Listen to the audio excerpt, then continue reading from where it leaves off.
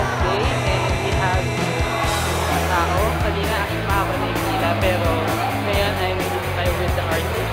Also with some fans of comics who actually got free comics ako nakuha mo. Yan, sa plastic. And yeah, nakita nyo namin tao sa event. And this one day na to, hindi comic comics dito sa Robinson Gallery.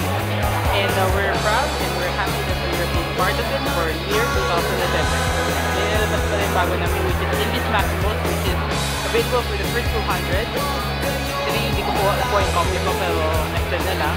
Pero sana sa comic comics. Ayan, good job.